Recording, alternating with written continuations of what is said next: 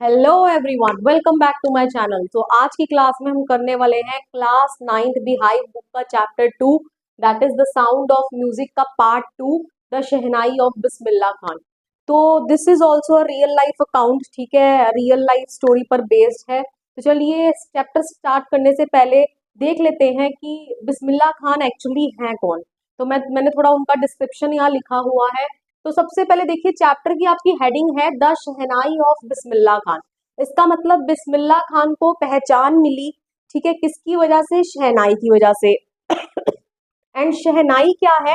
शहनाई एक इंस्ट्रूमेंट है, musical instrument जिसको बजाया जाता है।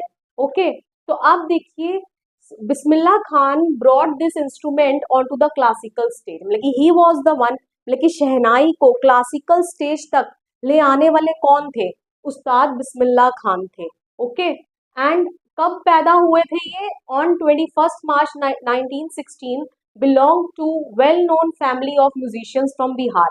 बिहार से थे और इनकी फैमिली मेंबर्स जितने भी थे वो सारे वेल नोन क्या थे? म्यूजिशियंस थे। ओके, एंड इनके जो ग्रैंडफादर है, क्या नाम है उनका? रसूल बख्श खान। वो एक शहनाई नवाज थे of the Bhojpur Kings court. Okay, Bhojpur king के दरबार में वो क्या बजाते थे? शहनाई बजाते थे। ओके, क्योंकि पहले इंडिपेंडेंट इंडिया तो था नहीं, ठीक है, तो इंडिपेंडेंस से पहले की बात हो रही है, तो हर एक जगह का लोकल राजा होते थे। ओके, तो वहां पर भोजपुर भोजपुर किंग कोर्ट के दरबार में ये क्या बजाते थे? इनके ग्रैंडफादर शहनाई प्ले किया करते थे। अब आ गई बात इनके फादर की, जो कि जिनका नाम है पैगंबर बख्श। वो भी क्या थे? एक शहनाई प्लेयर थे। ऑलराइट, तो चलिए अब बढ़ते हैं आगे।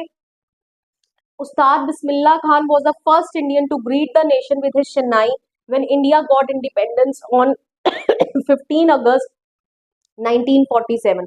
तो उस्ताद बिस्मिल्लाह खान जो थे, ये पहले ऐसे इंडियन बने जिन्होंने, जब हमारे देश को आज़ादी मिली, कब मिली वो डेट तो हम सबके लिए बड़ी इंपॉर्टेंट है, हम सबको याद है, दैट इज 15 अगस्त 1947। तो उन्होंने सबसे पहले अपनी शहनाई के साथ जो ऑडियंस थी उसको ग्रीट किया, मतलब कि इन्होंने पहले शहनाई बजाई। उसके बाद हमारे जो फर्स्ट प्राइम मिनिस्टर हैं, दैट इज पंडित जवाहरलाल नेहरू, उन्होंने अपनी स्पीच दी। और उनकी स्पीच, फेमस स्पीच का क्या नाम है? Trust with destiny. ओके, तो चलिए अब आगे पढ़ते हैं। National awards like Padmashri and Padma Bhushan and Padma Vibhushan, ये सभी नेशनल अवार्ड इनको दिए गए, इनसे इनको सम्मानित किया गया। ओके, एंड इन 2001 में इन्हें हाईएस्ट सिविलियन अवार्ड दिया गया, that is Bharat Ratna. Okay, देखिए भारत रत्ना से बहुत इंपॉर्टेंट अवार्ड है। क्यों? क्योंकि इनको इंडिया का जेम मान लिया गया। ओके, भारत के रत्न। ओके, तो ये अवार्ड इनको मिला। At that time he was very happy, बहुत खुश थे ये। ओके, एंड जब ये व्हेन ही पास्ड अवे, मतलब कि जब इनकी डेथ हो गई, कब? 21 अगस्त 2006 को, तब इनको स्टेट फुनरल दिया गया एंड गवर्नमेंट ऑफ इंडिया ने डिक्लेयर कर दिया 1 डे ऑफ नेशनल मॉर्निंग, जो पूरे देश में छुट्टी घोषित कर दी जाती है। ओके, तो ये किसके लिए की जाती है? जो इंडिया का नेशनल लेवल पर फेमस जो पर्सन है उसी के लिए होता है ये। ओके, तो हमारी सरकार ने उनके लिए 1 डे ऑफ नेशनल मॉर्निंग भी जो क्या कर दिया? डिक्लेयर कर दिया। ओके, तो ये था हमारा किसके बारे में? बिस्मिल्लाह खान जी के बारे में। तो चलिए अब चैप्टर की शुरुआत किससे होती है?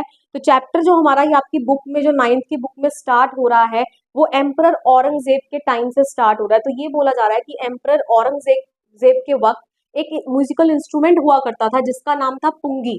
तो उसको बजाना बैन कर दिया गया था रॉयल रेजिडेंस में। क्यों? क्योंकि पुंगी की जो आवाज थी ना, वो बहुत ही श्रिल थी और अनप्लीजेंट थी। ओके, अनप्लेजेंट साउंड थी। देख लीजिए, ये क्या है? पुंगी है, एंड ये क्या है? शहनाई है। ओके, तो इसे बजाना बंद कर दिया गया। तो अब एक बार्बर, जो कि एक नाई, जो कि किससे बिलोंग करता था? म्यूजिशियंस की फैमिली से बिलोंग करता था। उसने पुंगी की टोनल क्वालिटी को इम्प्रूव करने का सोच लिया। तो उसने क्या करा? उसने एक होलो पाइप लिया, ठीक है, खोखला पाइप, जो कि लॉन्गर एंड ब्रॉडर था, मतलब कि लंबा था, साइज में लंबा एंड ब्रॉडर, चौड़ाई में भी बड़ा था एज कम्पेयर टू पुंगी। उसने उसके ऊपर 7 होल्स कर लिए।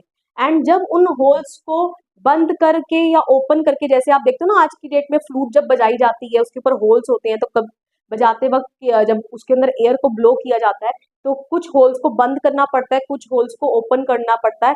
तो जब ऐसा किया गया तो उसकी एक अच्छी सी आवाज निकल आई। तो अब जब उसको जब एम्परर के आगे बजाया गया तो सभी बहुत इम्प्रेस हुए। तो इसीलिए अब उस इंस्ट्रूमेंट का नामकरण करना पड़ा। तो उसका क्या नाम रख दिया गया? शहनाई नाम रख दिया गया। अब ये नाम के पीछे भी एक लॉजिक है कि शहनाई नाम ही क्यों रखा। नाई किसको हम बोलते हैं? बार्बर को। क्योंकि इस इंस्ट्रूमेंट को सबसे पहले किसने प्ले किया था एम्परर के आगे? एक नाई ने। तो इसलिए इसका नाम हो गया, नाई यहाँ आ गया। एंड कहाँ प्ले करा? एम्परर के दरबार में। एम्परर को तो हम शाह बोलते हैं ना, ठीक है, तो शाह के दरबार में ये प्ले की गई एक नाई के द्वारा। तो इसलिए इस इंस्ट्रूमेंट का नाम क्या रख दिया गया? शहनाई रख दिया गया। ओके, तो चलिए अब आगे बढ़ते हैं। और क्या क्या है पूरे चैप्टर में वो मैंने सब इस बोर्ड के ऊपर लिख दिया है। तो अब हम समझते हैं कि उस्ताद बिस्मिल्लाह खान जो है इतने बड़े लेवल पर जो फेमस हुए, ओके, उन्होंने इतना कुछ अचीव करा अपनी लाइफ में, तो वो कैसे किया? तो उसको समझने के लिए चलते हैं उनकी चाइल्डहुड को समझने के लिए। ओके, तो जब वो 5 साल के थे वो गिल्ली डंडा खेला करते थे। कहाँ पर? दुमराव, जो कि बिहार में है। और दुमराव के पास ही एक पोंड है, तो वहां वो गिल्ली डंडा खेला करते थे।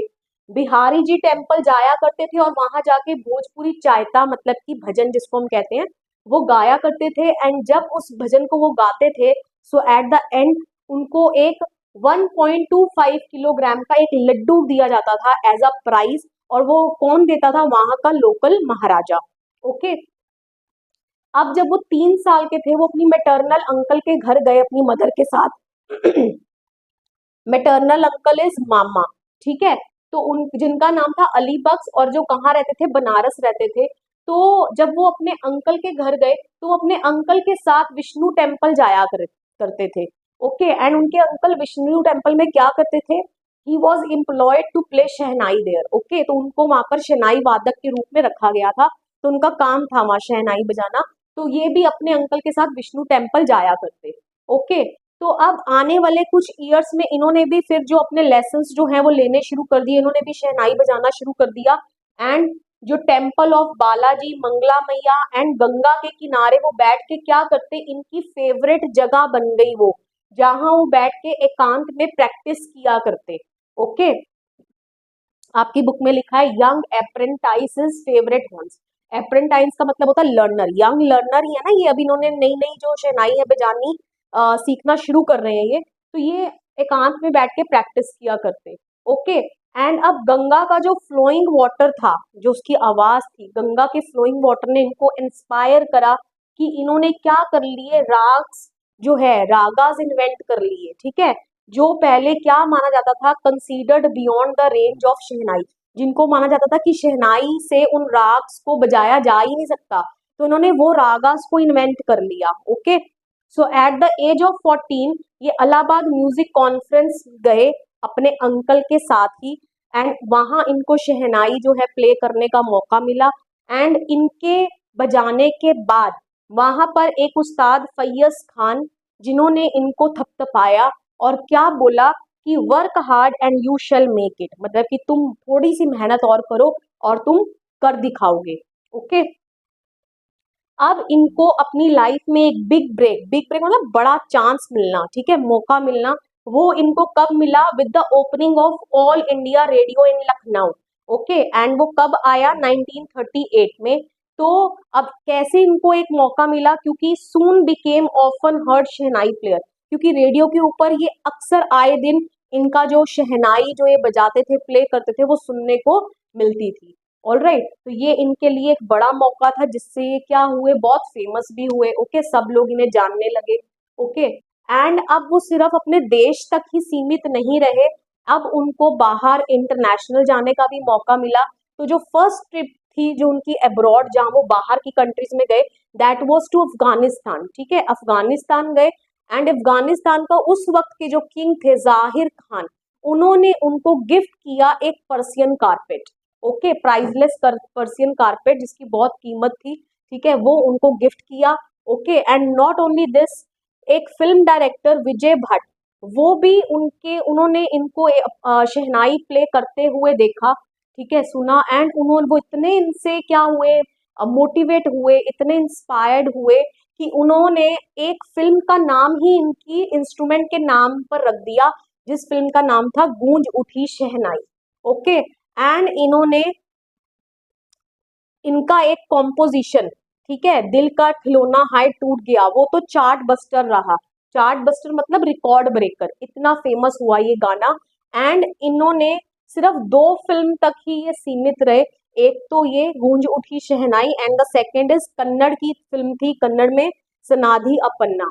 ओके, एंड उसके बाद he was the first Indian जिनको इनवाइट किया गया to perform at the prestigious Lincoln Center Hall in the USA. Okay, United states of America, इनको बुलाया गया, इनवाइट किया गया, ठीक है, तो he was the first Indian. Okay, and अब नॉट ओनली दिस, उनके नाम पर एक ऑडिटोरियम खोल दिया गया, बनवा दिया गया, कहाँ पर, तेहरान में, ठीक है, जो उनके नाम पर ही रखा गया उस ऑडिटोरियम का नाम, और क्या नाम था, ताहर mosque Ustad Bismillah Khan. Okay, so this is also very important.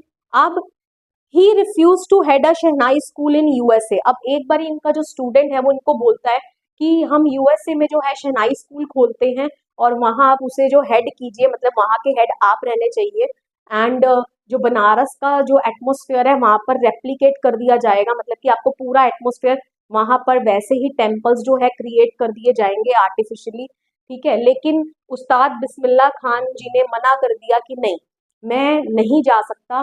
क्यों? और उन्होंने बोला कि क्या तुम रिवर गंगा को भी वहां ले जाओगे यूएसए में? Okay, so this shows that how much he loved his own country, कि वो अपने खुद के देश को कितना प्यार करते थे। ओके, एंड वो कितना एक्सीडिंगली फॉन्ड थे किसका, Banaras and Dumraon.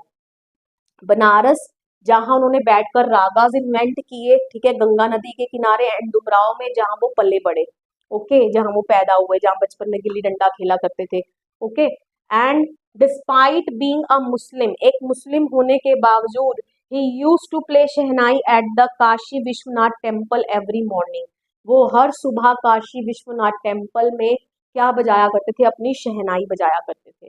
Okay, so this was all about him, पूरा चैप्टर इन्हीं के बारे में है।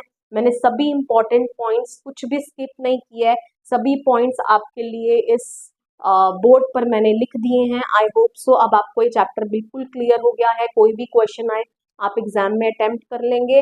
सो with this we come to the end of this video. Video पसंद आया हो, वीडियो को लाइक करिए, शेयर करिए, कमेंट करके बताइए वीडियो आपको कैसा लगा, and do subscribe my channel and please support me. मिलेंगे नेक्स्ट वीडियो में, टिल देन बाय बाय।